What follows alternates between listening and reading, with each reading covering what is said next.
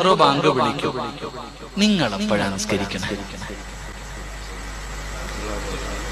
പച്ചക്കറിയും അരിയണം, മീൻ വെട്ടണം, ചോറ് കഴുകണം, അരി കഴുകണം, ചോറ് വെക്കണം, ചോറ് ഊറ്റണം, കറി വെക്കണം. ഇതെല്ലാം കഴിഞ്ഞ് തിന്ന് കുളിച്ചു ഒരുങ്ങി ഒരു 3 മണിയാകുമ്പോ അൽഹംദുലില്ലാ പോയി നിസ്കരിക്കും. നീ ഏത് മദ്ഹബാ?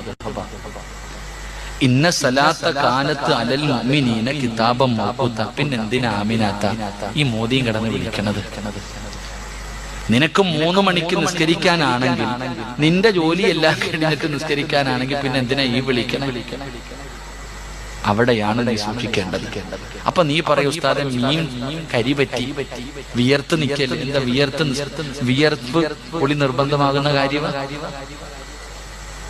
മീൻ ചെയ്തു, മീൻ വെട്ടിക്കൊണ്ടിരിക്കുമ്പോ ഇത്തിരി മീന്റെ വെള്ളം വീണു, കുളി നിർബന്ധമാകുന്ന കാര്യമാ?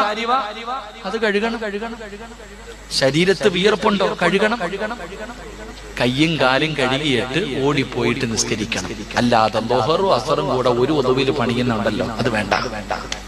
ളുഹർ അസറും കൂടെ ഒറ്റ ഒളുവ്, ബാങ്ക് വിളിക്കാൻ സമയമാകുമ്പോ കുളിച്ചൊരുങ്ങി ഇങ്ങോട്ട് വന്നിരിക്കും. ആ ഒളുവിൽ തന്നെ അസറും കൂടെ നിസ്കരിച്ചിട്ട് ചായ അടിക്കും. അല്ലാഹുടെ പരലോകത്ത് നിന്നെ വിടുവോ അല്ലാഹ്? ഫവൈലുൽ ലിൽ മുസല്ലീൻ.